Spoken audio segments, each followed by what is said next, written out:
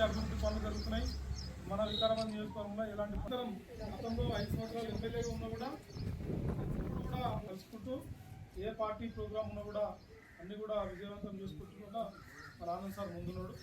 ఇప్పుడు మనకు అదేవిధంగా 10వ తరగతి పాస్ అయితే 10,000 ఇస్తామన్నారు, ఇంటర్ పాస్ అయితే 20,000, డిగ్రీ పాస్ అయితే 50,000, పీజీ పాస్ అయితే ₹1,00,000 ఇస్తామని 5 లక్షలతోటి రైతు విద్యార్థి భరోసా కార్డు ఇస్తామని చెప్పి, అంటే మొత్తం చెప్పిన అన్ని కూడా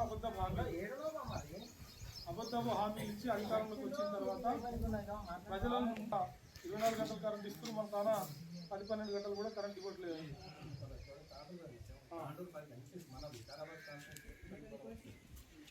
తర్వాత మిషన్ భగీరథ నీళ్లు గతంలో ఎట్లా వస్తుండే, ఇప్పుడు ఏ విధంగా వస్తున్నాయి, ఇవన్నీ కూడా మనం ఆలోచన చేసుకోవాలి. ఇప్పుడు ఎవరు కూడా కాంగ్రెస్ ప్రభుత్వం పట్ల సంతృప్తితో లేరు. అందరు కూడా ఈరోజు ఎరువులు రాక యాప్లలో బుక్ చేసుకోవాలని చెప్పి ఇప్పుడు మనకు ఎరువులు దొరకని పరిస్థితి ఉంది. పెట్టుబడి సాయం అయితే వీటికి 3 సార్లు ఎగ్గొట్టిండు. ఏదో అప్పుడప్పుడు మధ్యాహ్నం ఒకసారి వేసుకుని ఒకసారి ఎగ్గొట్టిన పరిస్థితి మనం అందరం కూడా చూస్తున్నాం. 5,000 ఉన్నదాన్ని 7,500 చేస్తున్నాడు. 2 పంటలు కాదు 3 పంటలకు ఇస్తున్నాడు. కౌలు రైతులకు ఇస్తున్నాడు. తర్వాత ఉపాధి హామీ కూలీలకు ఇస్తామని చెప్పింది. ఇవన్నీ కూడా వాగ్దానాలు చేసి ఇక్కడ కూడా నెరవేర్చడం లేదు. కాబట్టి మనం ప్రభుత్వంలో ప్రతిపక్షంలో ఉన్నాం.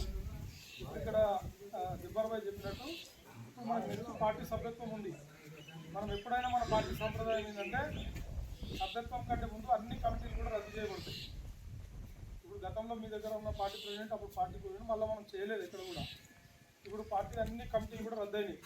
అంటే గ్రామ స్థాయి నుంచి రాష్ట్ర స్థాయి వరకు అన్ని కూడా కమిటీలు లేవు. ఇప్పుడు పార్టీ సభ్యత్వం ఇస్తుంది. సభ్యత్వం ఇచ్చిన తర్వాత మన గ్రామంలో ఎంతమంది సభ్యులు చేస్తారో ఆ సభ్యులకి వెళ్ళి మెజార్టీని ఇక్కడ పిలిచి ఒక రోజు మీటింగ్ పెడతాం. అన్ని ఒక 3-4 గ్రామాలు ఒక్కొక్క రోజు పిలిచి ఇక్కడ పిలిచిన తర్వాత వాళ్ళందరి అభిప్రాయం మేరకు ఒక పార్టీ ప్రెసిడెంట్ ఎన్నుకుంటాం ప్రతిసారి కూడా. కాబట్టి ఇప్పుడు కూడా సభ్యత్వం చేసిన తర్వాత కొత్త కమిటీ ఇస్తాం. ఎవరైతే సభ్యత్వంలో కానీ పార్టీలో యాక్టివ్ ఉండి అందరినీ కలుపుకోపోతారో వాళ్ళకే ఖచ్చితంగా మీ అందరి అభిప్రాయం తీసుకొని ఇక్కడ ఇస్తాం. నేను వేణుగోపాల్ రెడ్డి, ఆనంద్ సారో, శ్రీకాంత్ ఇక్కడ ఎవరు వచ్చి పలానా ఇదని పెట్టుండి ఇలా ఆయన పెట్టుండి మళ్ళీ ఆయన పెట్టుండి నేను చెప్పాము. మీరందరూ ఉన్న గ్రామంలో సపోజ్ 200 మంది మెంబర్షిప్ చేస్తారు. ఈ 200 మందిలో అంతమంది ఎక్కువమంది ఎవరికి చెప్తే వాళ్ళకి ఇస్తాం. అట్లే ఈ కార్యక్రమాలు సారు ఇప్పటికీ ఇప్పుడు 5 సంవత్సరాల అటు మళ్ళీ 2.5 సంవత్సరాలు ఇటు ప్రతిరోజు ఏదో ఒక గ్రామం కానీ ప్రజలు గెలిపించారు. మనం ప్రజలతో పాటు ఉండాలనే ఉద్దేశంతో సార్ ఈ కార్యక్రమాలు చేస్తుంటాడు. మనం చూసాము ఎంతో మంచి కార్యక్రమాలు చేస్తూ ఎన్నెన్నో వ్యతిరేక ఇప్పుడు కొన్ని గ్రామాలలో మన కార్యకర్తలను ఇబ్బంది పెడుతున్నా స్పాట్లు అక్కడ పోయి వాళ్ళతో మాట్లాడి అవసరం ఉంటే ఎస్పీని కలవడం, కలెక్టర్ని కలవడం. ఎందుకంటే మన ప్రతిపక్షంలో ఉన్నప్పుడు ఎన్నో తిప్పలు పెడుతుంటారు. వాటి అన్నిటికీ తోడు నేనున్నానే ఉద్దేశంతో కార్యక్రమం చేస్తుంటాడు. మనం గీట మంచి నాయకుని ఎన్నుకోవాలి. మనకు అందుబాటులో ఉంటాడు. మనం ఒకసారి ఆలోచన చేయాలి. ఎందుకంటే పార్టీ ఓడిపోయితే మనకి ఎన్ని ఇబ్బందులు వస్తాయి. మనం అనుకుంటాం, అరే నేను ఒక్కరిని పోయినసారి ఎమ్మెల్యే గెలవకపోతే కేసీఆర్ గెలుస్తారు, గవర్నమెంట్ వస్తుంది. అక్కడ తప్పు మనం చేసిన ఫస్ట్ తప్పు. మనం అక్కడ ఎమ్మెల్యే గెలుస్తేనే కేసీఆర్ ముఖ్యమంత్రి. ఖచ్చితంగా మనం అందరం కష్టపడాలి. మళ్ళా నెక్స్ట్ ఎలక్షన్లలో మనం ఖచ్చితంగా ఆనంద్ సార్కు భారీ మెజారిటీతో మనం గెలిపించాలి. మనం ఇప్పుడు చూస్తే మనకు అర్థమైపోతున్నది 5 సంవత్సరాలు మనము ఎంతో హ్యాపీగా ఉండలేము. 2.5 సంవత్సరాల కాలంలో 70 ఏళ్ళకి మళ్ళీ ఇంకా పోయినా మనం అందరం మనకు అర్థమైపోతుంది ఆటోమేటిక్. కాంగ్రెస్ నాయకులు ఇప్పుడు వచ్చి గట్టిగా ఏమైనా చేసామరా అంటే చెప్పుకునే పరిస్థితి లేదు. మన గవర్నమెంట్ ఉన్నప్పుడు బీఆర్ఎస్ గవర్నమెంట్ అన్ని కులాలను అంటే ఈ కులంకు ఇది చేయలేదు అనేకుండా కేసీఆర్ ప్రతి ఒక్క కులాన్ని గుర్తించుకుంటూ ప్రతి ఒక్క సంక్షేమ పథకాన్ని తెచ్చి మేకలు ఇవ్వడం కానీ చేపలు ఇవన్నీ ఆలోచన అంటే ఒక నాయకునికి ఉండే లక్షణాలు కేసీఆర్కి ఉన్నాయి. కాబట్టి ఏం జరిగింది మొన్న జరిగిన 30 నెలల లోపల ఏం జరిగిందని కూడా వివరించడానికి కూడా వచ్చింది మనకు. ఇప్పుడు మన రైతులకు బాగా చూసుకోండి. ఇప్పటి వరకు మన దారు మండలానికి వచ్చింది డిఏపి ఒక్క సంచి కూడా రాలేదు. 200 సంచులు వచ్చింది డిఏపి. ఎప్పుడు అయిపోయింది రైతులకు ముఖ్యంగా 1,350 రూపాయలు డిఏపి ఉన్నది. కాంప్లెక్స్ ఎరువు 21 ఉన్నది. కాంప్లెక్స్ ఎరువు అంటే దానికి ఇంకో 10 వేస్తే 2 సంచులు వస్తాయి డిఏపి. మరి రైతులకు వాళ్ళు ఎంత అంటే ఇప్పుడు గవర్నమెంట్ అంటే అసలు ఏంది రైతులకు ఇంత ఇబ్బంది అంటే ఇప్పుడు లాల్ ఉన్నాడు, మైబేల్ ఉన్నాడు, వాళ్ళకు ఫోన్ చిన్న ఫోన్ ఉంది, చిన్న ఫోన్తో యూరియా బుక్ చేసుకో, వాళ్ళకి రాదు, ఎడ్ చేయాలి మనం. అదొకటి ఉన్నది.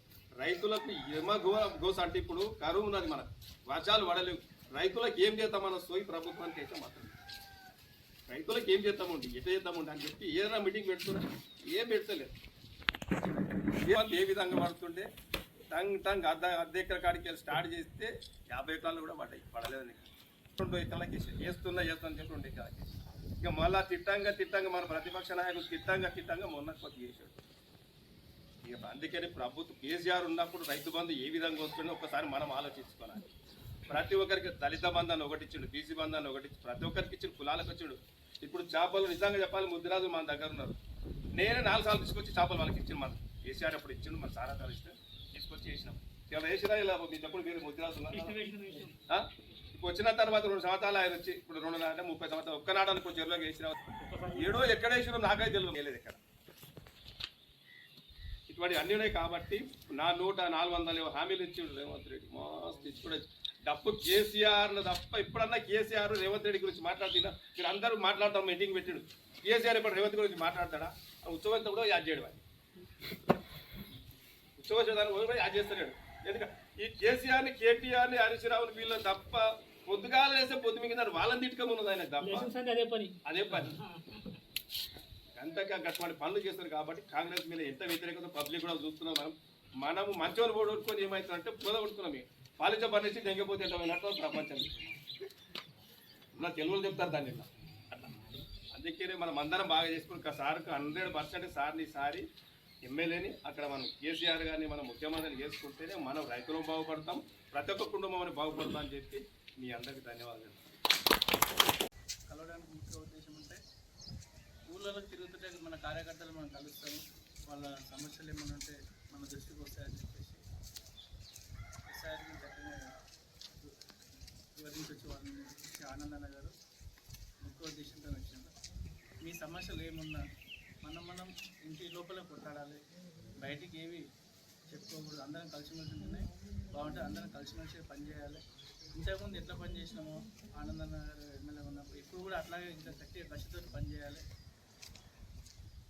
గవర్నమెంట్ ఉన్నప్పుడు మనకు ఎవరు పిఎస్ పోయినా, పోలీస్ స్టేషన్ పోయినా, ఊళ్ళో కానీ మండల ఆఫీస్లో కానీ ఏ ఆఫీస్ పోయినా కానీ ఎవరు ఎదురు చెప్పలేదు. ఇప్పుడు పరిస్థితి ఏముంది, పలకరించిన ఆదరలేడు. మళ్ళీ ఇట్లాంటి పరిస్థితులు మనం రావద్దంటే అందరం గట్టిగా కష్టపడాలి, గట్టిగా పనిచేయాలి ఆనందన కోసం. ఇప్పుడు ఎవరైతే కష్టపడతారో, ఎవరైతే మనతో ఉన్నారో వాళ్ళకైతే ఎట్టి పరిస్థితుల్లో తర్వాత వదిలిపెట్టే ప్రసక్తి అయితే ఉండదు. ఇప్పుడు ఎవరైతే గట్టిగా కష్టపడతారో వాళ్ళే మన వాళ్ళు. అది దృష్టిలో పెట్టుకొని అందరూ పనిచేయాలని చెప్పేసి మనం కూడా చెప్పాల్సింది, గ్రామాలలో చెప్పాల్సింది ఏంటంటే ఇప్పుడు ఇందాక మనలో చెప్పుకొచ్చింది రేవంత్ రెడ్డి చేస్తున్నటువంటి ఒక్కటి కూడా మంచి పని ఏం లేదు. ఏమన్నా ఎవరన్నా వాళ్ళిద్దరిద్దరు కొట్లాడుకుంటుంటే ఏం చెప్తాడంటే వీరికి ఏమి అవతల తప్పు చేసింది ఎత్తి చూపించడానికి రాలేదనుకో ఒట్టినే బూతులు తిడతారు. రేవంత్ రెడ్డి చేస్తున్నా కూడా కరెక్ట్, ఏం మంచి పని లేదు కాబట్టి తిట్టుడు కార్యక్రమం తప్ప వేరేది మీరందరూ కూడా ఏంటంటే కేసీఆర్ గారికి పేరు వస్తున్నదని చాలా పథకాలను బంద్ చేస్తున్నారు రేవంత్ రెడ్డి. మీరు ఊళ్ళో ఇది మనం గుర్తిస్తలేము, ఎందుకు తెలుసా? కానీ ఇప్పుడు గర్భంతో ఉన్నటువంటి వాళ్లకు కిట్ ఇస్తుంది, ఈ ఊళ్ళో కూడా కిట్ ఇస్తుందా? పిల్లలు మంచిగా ఉంటాలని చెప్పి కిట్ ఇస్తే దాన్ని nutrition kit, KCR nutrition kit అంటుంది. తర్వాత కాన్పైనాక డెలివరీ అయినాక సూట్ కేసు ఇచ్చి తల్లికి పిల్లకు బట్టలు గిట్టలు ఇచ్చి అందిస్తుంది, దాన్ని కేసీఆర్ కిట్ అంటుంది. వస్తున్నాయి మీ ఊళ్ళో వస్తాను కాన్పైన ఏదైనా వస్తున్నాయా? మనం ఇది గుర్తు చేసే బాధ్యత మరి మనం. ఎందుకు అంటే దాన్ని కేసీఆర్ కిట్ అంటుందని చెప్పి పనిచేసింది. గొర్రెలు ఇస్తుంది, అవి కేసీఆర్ గొర్రెలు అంటుందని చెప్పి పనిచేసింది. అవన్నీ మొత్తం దాని కింద వస్తాయి. ఇప్పుడు చేపలు ఇస్తుంది, కేసీఆర్ చేపలు అంటుందని చెప్పి. చివరికి ఇప్పుడు ఏం పరిస్థితి అంటే ఈ నీళ్ళను కూడా కేసీఆర్ నీళ్ళు అంటున్నారు, భగీరథ నీళ్ళని అని చెప్పి వాటిని మెల్లగా ఆయనతో బంద్ చేయాలని చెప్పి ప్లాన్ చేస్తారు. ఇప్పుడు కేసీఆర్ గారు రోజు నీళ్ళు వచ్చేటట్టు పెట్టిండు. నీవు దాన్ని రేవంత్ రెడ్డి నీళ్ళు అంటే అనాలంటే ఏం చేయాలా? రోజుకు ఒక పూట కాకుండా 24 గంటలు నీళ్ళు నువ్వు. ఇది రేవంత్ రెడ్డి నీళ్ళు అంటారు. మరి ఇప్పుడు కేసీఆర్ కిట్ అని చెప్పి తల్లికి బిడ్డకు తల్లికి 2 చీరలు పిల్లకు 2 బట్టలు పెడితే నువ్వు 10 దుస్తులు పెట్టు, 10 రకాలే పెట్టు. అప్పుడు రేవంత్ రెడ్డి కిట్ అంటారు ఏం కదా, తెలివి ఉన్నాడేనా? షాంపల్ ఇప్పుడు గొర్రెలు 10 గొర్రెలు కేసీఆర్ ఇస్తుండే అంటే నువ్వు 100 గొర్రెలు ఇవ్వాలి ముదిరాజులు. అవి రేవంత్ రెడ్డి గొర్రెలు అంటారు. నీకు 10 గొర్రెలు ఇచ్చే శాత కాదు, కానీ ఉన్న గొర్రెలను పనిచేసి కేసీఆర్ గొర్రెలు అంటుండ్రు, కేసీఆర్ బళ్ళు అంటుండ్రు, కేసీఆర్ నీళ్ళు అంటుండ్రు, కేసీఆర్ కిట్ అంటుండ్రు అని చెప్పి పనిచేసే కార్యక్రమం. ఇది మనం ఏ కులస్తులలో ఏమొస్తుంది అనేది మనం ప్రచారం చేయాల్సినటువంటి బాధ్యత మనందరి మీద ఉన్నది. మీరు ఇప్పుడు చిన్న చిన్న ఎక్కడ పోయి ఉంటాయి. ఇందాక మన సంతోష్ చెప్పినట్టు ఒక కుటుంబం అన్నాకనే ఎన్నో చిన్న చిన్నవి ఉంటాయి. పార్టీ అన్నాక ఎన్నో కుటుంబాల వాళ్ళు ఉంటారు, ఎన్నో రకాల కులస్తులు ఉంటారు, ఎన్నో రకాల మతస్థులు ఉంటారు. చిన్న చిన్న సమస్యలు ఉంటాయి. అన్నీ కూడా సమన్వయం చేసుకుంటూ పోవాలి. మనం కూర్చోవాలా, మాట్లాడాలా. పార్టీ కార్యక్రమం ఇస్తే ముందు పాల్గొనాలి. దాంట్లో ఏమిట్లలో పాల్గొనకుండా నేను మాత్రము పార్టీలనే ఉన్నా, నేను అమాసకు ఉన్నాను కూడా రానంటే ఏం లాభం లేదు. పార్టీ గ్రామాలలో వచ్చుకుంటూ మనము మన పనులు ఏందో మనం చేసుకుంటూ మనకు రావాల్సినటువంటి హక్కులు మనకు మంచిగా ఉంటుంది. కాబట్టి చాలా గ్రామాలల్లో ఇప్పుడు ఎన్నికలు ఎప్పుడు వచ్చినా కానీ, జెడ్పీటీసీ వచ్చినా, ఎంపీటీసీ వచ్చినా, ఇంకొక ఎన్నికలు ఏది వచ్చినా కానీ కారు గుర్తు ఓటేయాలి, కేసీఆర్ ఓటేయాలని చెప్పి జనాలకు అందరికీ అర్థం వాళ్ళకు కూడా తెలిసిపోయింది.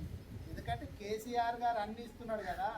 ఈ సర్కారు కాంగ్రెస్ సర్కారు ఇంట్లో వస్తే ఈ వచ్చేటి రాంగా మీదికెళ్ళి ఇంకొస్తాయేమో అనుకున్నాం. ఉన్నది పోతుంది అనుకోలేదు. ఇవి వచ్చేటి అన్నీ వస్తాయి. నీళ్ళు వస్తాయి, కరెంట్ వస్తుంది, కేసీఆర్ కిట్ వస్తుంది, రైతు బంధు వస్తుంది, రైతు బీమా వస్తుంది అనే దాంతో అనుకొని అరే రెండింతలు వస్తాయి అంత కదా అని ఆగమై. మీరు ఇప్పుడు చూడండి, పైసలు రైతు బంధు పైసలు మర్చిపోతారా? ఈ రేవంత్ రెడ్డి కలలు కంటున్నాడు. ఇక నేను ఇప్పుడు వేసినా కాదు ఒకసారి, ఇక గతంలో అన్నీ మర్చిపోతారేమనుకుంటుంది. మీరు గుర్తుపెట్టుకోండి, మళ్ళా ఇట్లా రేవంత్ రెడ్డి ఈసారి గెలిస్తే లాగోడి పైసలను మొత్తం బంద్ చేయాలని చెప్పి ప్లాన్ చేస్తున్నాం. ఇది మనం ఊళ్ళల్లో ప్రచారం చేయాలి. రైతు బందే కాదు, రైతు బీమా కూడా చూడండి. అప్పుడేమో వారం 10 రోజుల లోపల ఎవరన్నా భూమి ఉన్నటువంటి వాళ్ళు చనిపోతే 5 లక్షల రూపాయలు వాళ్ళ అకౌంట్లో పడితే ఇప్పుడు 2 నెలలకు 3 నెలలకు పడుతున్నాయి కొంతమందికి. ఎందుకంటే అవి కేసీఆర్ గారు షురూ చేసిండు కాబట్టి ఆ పైసలు కూడా మళ్ళీ అన్నీ బంద్ చేయాలన్నారు. ఒక్కటి కాదు చెప్పుకుంటా పోతే మన బీఆర్ఎస్ గవర్నమెంట్ ఎన్ని పథకాలు పెట్టిందో చెప్పుకుంటా పోతే 1 గంట అవుతుంది. వీళ్ళు వచ్చినాక ఏమేమి బంద్ చేసుకుంటున్నారో పోతే బీఆర్ఎస్ పథకాలను బంద్ చేసేది చెప్పుకుంటా పోతే రేవంత్ రెడ్డి ఏం బంద్ చేసిండని చెప్తే మళ్ళీ 1 గంట. ఆయనేమో కేసీఆర్ గారు పథకాలు పెడితే రేవంత్ రెడ్డి పథకాలు బంద్ చేస్తారు. వేరేది ఏం లేదు, కొత్తగా పెట్టింది ఏం లేదు. పుట్టినైనా చాలా మందికి తెలియక అప్పులు చేసిండు, అది చేసి ఇది చేసిండు అని చెప్పి అప్పాలు కొట్టలేదు తప్ప అప్పులు మనకంటే ఎక్కువ వీళ్ళు చేస్తున్నారు. కాబట్టి మన చర్చ రాష్ట్ర రాజకీయాల గురించో దేశ రాజకీయాల గురించో కాకుండా మన ఊరులో ఉన్నటువంటి సమస్యలను పార్టీకి సంబంధించి మనం లేవనెత్తగలిగితే నెక్స్ట్ మండల్, మన నియోజకవర్గం, జిల్లా ఇట్లా చేసుకుంటా పోతే అయిపోతుంది. ఇప్పుడు కేటీఆర్ గారు మొన్న కూడా చెప్పిండు, అంత గతంలో కూడా చెప్పిండు. ఇప్పుడు మనం ఎమ్మెల్యే గెలిస్తేనే మనము ముఖ్యమంత్రి గారి సీటు మనకు వస్తుంది. ఎమ్మెల్యే గెలవాలంటే ఏ ఊళ్ళల్లో ఓటు వేయకుండా ఏ బూతులలో మెజార్టీ రాకుండా ఎమ్మెల్యే డైరెక్ట్ ఎట్లా గెలుస్తారు? గెలవరు కదా. కాబట్టి ఈ బూత్ లోపల ఎవరి బూత్ లోపల వాళ్ళు ముందు పనిచేసి మెజార్టీ తీసుకొచ్చి నేను మండల స్థాయి నాయకుడినో జిల్లా స్థాయి నాయకుడినో అనకుండా మీరు ఏ బూత్లో ఉంటున్నారో ఆ బూత్లో మెజార్టీ తీసుకురావాలని చెప్పి చెరువు సంఘం చైర్మన్ సార్ ఈయన. చెరువు సంఘం అనిల్ ఈయన బూత్ కమిటీ అధ్యక్షులు సార్, బీజేపీ. ఓకే, అందరు బీజేపీ నుంచి. రెండో బూత్ అధ్యక్షులు సంజయ్, బీజేపీ. మొత్తం మరతల జగదీశ్వర్ సార్, ఒక్కరు జగదీశ్వర్. మొత్తం అందరు బీజేపీలో నుంచి, అందరు ముదిరాజు సోదరులు. మా ఊర్లో కూడా ఉన్నారు ఒక్కరోజు.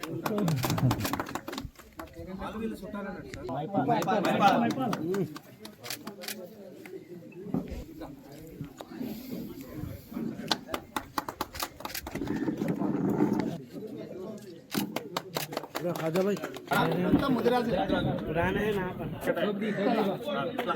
పిట్టలా ఉంటుంది. పిట్టలో నాయకత్వం వర్ధిల్లాలి నాయకత్వం వర్ధిల్లాలి నాయకత్వం వర్ధిల్లాలి జై తెలంగాణ మొత్తము అంత ఫోటో